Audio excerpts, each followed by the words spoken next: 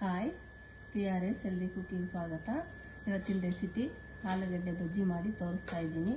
ಆಲೂಗಡ್ಡೆ ಬೋಂಡನೂ ಮಾಡ್ಬೋದು. ಆಲೂಗಡ್ಡೆ ಬೋಂಡ ನೆಕ್ಸ್ಟ್ ರೆಸಿಪಿಲಿ ತೋರಿಸ್ತೀನಿ. ಮತ್ತು ಆಲೂಗಡ್ಡೆ ಬಜ್ಜಿ ಹೇಗೆ ಮಾಡೋದಂತ ಹೇಳ್ಕೊಡ್ತೀನಿ. ಬರದೇ ಇರೋರು ಕಲ್ತ್ಕೊಳ್ಳಿ. ಇದಕ್ಕೆ ಬೇಕಾಗಿರೋಂಥ ಐಟಮ್ಸು ಏನೇನು ಬೇಕಂತ ಇಟ್ಟಿದ್ದೀನಿ, ನೋಡ್ಕೊಳ್ಳಿ. 1 ಕಪ್ಪು ಕಡಲೆ ಹಿಟ್ಟು. ನಮ್ಮ ಮನೇಲಿ ಸ್ವಲ್ಪ ಜನ ಕಡಿಮೆ ಇರೋದ್ರಿಂದ ಸ್ವಲ್ಪನೇ ತಗೊಂಡಿದ್ದೀನಿ. ಜನ ಜಾಸ್ತಿ ಇರೋ ಮನೆಯಲ್ಲಿ ಸ್ವಲ್ಪ ಜಾಸ್ತಿ ತಗೊಳ್ಳಿ. 1 ಬೌಲ್ ಕಡಲೆ ಹಿಟ್ಟು ತಗೊಂಡಿದ್ದೀನಿ. 2 ಆಲೂಗಡ್ಡೆ ಕಟ್ ಮಾಡ್ಕೊಂಡಿದ್ದೀನಿ. ತೊಳೆದಿರೋದು ಆಲೂಗಡ್ಡೆ, ಉಪ್ಪು, ಸೋಂಪ ಕಾಳು ಪೌಡ್ರು, ಮೆಣಸಿನ ಪೌಡ್ರು, ಜೀರಿಗೆ ಪೌಡ್ರು, ಉಪ್ಪು. ಇದಿಷ್ಟೇ ಬೇಕಾಗಿರೋಂಥ ಐಟಮ್ಸು. 5 ನಿಮಿಷದಲ್ಲಿ ಇದು ರೆಸಿಪಿ ಆಗೋಗಿರುತ್ತೆ. ಮಕ್ಕಳು ಕೇಳಿದ್ರೆ ತುಂಬ ಚೆನ್ನಾಗಿರುತ್ತೆ, ತುಂಬ ಟೇಸ್ಟಿಯಾಗಿರುತ್ತೆ. ಹೇಗೆ ಮಾಡೋದು ಅಂತ ಹೇಳ್ಕೊಡ್ತೀನಿ, ನೋಡ್ಕೊಳ್ಳಿರಂತೆ ಬನ್ನಿ. ನೋಡಿ, ಕಡಲೆ ಹಿಟ್ಟು ಬೌಲು ಬಗ್ಸಿದ್ದೀನಿ.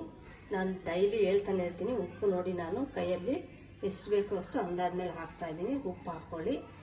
ಉಪ್ಪು ಹಾಕೊಂಡ್ಮೇಲೆ ನೆಕ್ಸ್ಟು ಸ್ವಲ್ಪ ಸೋಂಪ ಕಾಳು ಪೌಡ್ರು. ಗ್ಯಾಸ್ಟ್ರಿಕ್ ಇರೋರು, ಅಕಸ್ಮಾತ್ ಕಡಲೆ ಹಿಟ್ಟೇನಾದ್ರೂ ಗ್ಯಾಸ್ಟ್ರಿಕ್ ಆಗುತ್ತೆ ಅನ್ನೋರು ಸೋಂಪ ಕಾಳಿಂದ ಡೈಜೆಷನ್ ಚೆನ್ನಾಗಾಗುತ್ತೆ. ಮತ್ತೆ ಡಯಟ್ ಮಾಡೋರ್ಗೂ ತುಂಬ ಒಳ್ಳೆಯದು. ನೋಡಿ, ಸ್ವಲ್ಪ ಸೋಂಪ ಕಾಳು ಪೌಡ್ರ್ ಹಾಕ್ತಾ ಇದ್ದೀನಿ. ಜೀರಿಗೆ ಪೌಡ್ರ್ ಹಾಕ್ತಾ ಇದ್ದೀನಿ. ಇದು ಅಷ್ಟೇ ಹೆಲ್ತ್ಗೆ ತುಂಬ ಒಳ್ಳೆಯದು, ಡೈಜೆಷನ್ಗೂ ಸಖತ್ ಚೆನ್ನಾಗಿ ಒಳ್ಳೇದು. ಇದನ್ನು ಸ್ವಲ್ಪ ಜೀರಿಗೆ ಪೌಡ್ರ್ ಹಾಕ್ತಾ ಇದ್ದೀನಿ. ಮೆಣಸಿನ ಪೌಡ್ರು ಎಷ್ಟು ಬೇಕೋ ಅಷ್ಟು ನಾನು ಫಸ್ಟೇ ಅಳತೆ ಮಾಡೇ ಹಾಕ್ಕೊಂಡಿದ್ದೀನಿ. ನೋಡಿ, ಮೆಣಸಿನ ಪೌಡ್ರ್ ಹಾಕೋತಾ ಇದ್ದೀನಿ. ಇಷ್ಟು ಹಾಕೊಂಡ್ಬಿಟ್ಟು ಸೋಡಾ, ಸ್ವಲ್ಪ ಅಡುಗೆ ಸೋಡಾ ಮಾತ್ರ ಸ್ವಲ್ಪ ಹಾಕ್ಕೊಳ್ಳಿ. ನೋಡಿ, ಸ್ವಲ್ಪನೇ ಸ್ವಲ್ಪ ಹಾಕ್ಕೊಳ್ಳಿಲ್ಲ ಅಂದರೆ ಎಣ್ಣೆ ಜಾಸ್ತಿ ಕುಡಿಯುತ್ತೆ. ಸೋಡಾ ಏನು ಜಾಸ್ತಿ ಹಾಕ್ಕೊಳ್ಳೇಬೇಡಿ. ಇಲ್ಲ ಅಂದರೆ ನಾನಿಲ್ಲಿ ಸೋಡಾ ಹಾಕ್ಲೇಬೇಕಲ್ವ ಬಜ್ಜಿಗೆ ಬೋಂಡಕ್ಕೆ ಅಂದ್ಬಿಟ್ಟು ಸ್ವಲ್ಪ ತೋರಿಸ್ತಾ ಇದ್ದೀನಿ. ಡೈಲಿ ಮಾಡಿಕೊಂಡ್ರೆ ನಾನು ಸೋಡಾ ಹಾಕೋದೇ ಇಲ್ಲ. ಇವತ್ತು ರೆಸಿಪಿಗೋಸ್ಕರ ಸ್ವಲ್ಪ ಹಾಕಿ ತೋರಿಸ್ತಾ ಇದ್ದೀನಿ. ಹಾಕೊಂಡ್ಬಿಟ್ಟು ಸ್ವಲ್ಪ ನೀರು ಹಾಕ್ಕೊಳ್ಳಿ. ನೀರು ಹಾಕೊಂಡು ಚೆನ್ನಾಗಿ ಸ್ವಲ್ಪ ಮಿಕ್ಸ್ ಮಾಡ್ಕೊಳ್ಳಿ. ತೆಳು ಮಾಡ್ಕೋಬೇಡಿ. ತೋರಿಸ್ತೀನಿ ಹೇಗೆ ಕಲಿಸ್ಕೋಬೇಕಂತ ನೋಡ್ಕೊಳ್ಳಿ. ನೋಡಿ, ಇಷ್ಟು ಅದಕ್ಕೆ ಕಲಿಸ್ಕೊಳ್ಳಿ. ಗಂಟು ಒಂದು ಚೂರು ಇಲ್ಲ ನೋಡ್ಕೊಳ್ಳಿ. ಚೆನ್ನಾಗಿ ಈ ಥರ ಕಲಿಸ್ಬಿಟ್ರೆ ಗಂಟೆ ಏನಾದರೂ ಇದ್ರೆ ಕ್ಲೀನಾಗಿ ಕ್ಲಿಯರ್ ಆಗುತ್ತೆ. ನೋಡಿ, ಈ ಥರ ಕಲಿಸ್ಕೊಂಡ್ಬಿಡಿ ಹಿಟ್ಟು. ನೋಡಿ, ಹಿಟ್ಟು ಕಲಸಿದ್ದೀನಲ್ಲ, ಎಲ್ಲ ಆಲೂಗಡ್ಡೆನೂ ಅದಕ್ಕೆ ಹಾಕೊಂಡ್ಬಿಡಿ. ಬೇಗ ಬೇಗ ಆಗುತ್ತೆ ಇದಕ್ಕೆ ಹಾಕೊಂಡ್ಬಿಟ್ರೆ. ಒಂದೊಂದೇ ಅಂದರೆ ಲೇಟ್ ಆಗುತ್ತೆ. ಇದಕ್ಕೆ ಹಾಕೊಂಡ್ಬಿಟ್ಟು ಬೇಗ ಬೇಗ ಈ ಥರ ಮಾಡ್ಕೊಂಡು ನೋಡಿ, ಈ ಥರ ಬೇಗ ಬೇಗ ಆಗೋಗುತ್ತೆ. ಈ ಥರ ಮಾಡ್ಕೊಂಡು ಈ ಥರ ಎಣ್ಣೆಗೆ ಹಾಕ್ಕೊಳ್ಳಿ. ಉರಿ ಮೀಡಿಯಮಲ್ಲಿ ಇಟ್ಕೊಳ್ಳಿ. ಪ್ರತಿ ದಿವಸ ಹೇಳ್ತಾ ಇರ್ತೀನಿ, ಉರಿ ಯಾವಾಗಲೂ ಮೀಡಿಯಮಲ್ಲಿ ಇಟ್ಕೊಂಡು ಹಾಕ್ಕೊಳ್ಳಿ.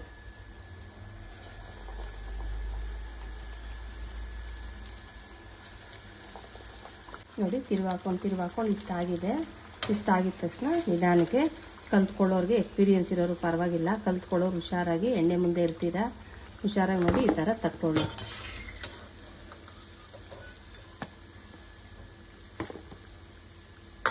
ನೋಡಿ, ಬಿಸಿ ಬಿಸಿ ಆಲೂಗಡ್ಡೆ ಬಜ್ಜಿ ರೆಡಿಯಾಗಿದೆ. ಸಂಜೆ ಟೈಮು ಸ್ನ್ಯಾಕ್ಸು ಮಕ್ಳಿಗೂ ಚೆನ್ನಾಗಿರುತ್ತೆ, ದೊಡ್ಡವ್ರಿಗೂ ಚೆನ್ನಾಗಿರುತ್ತೆ.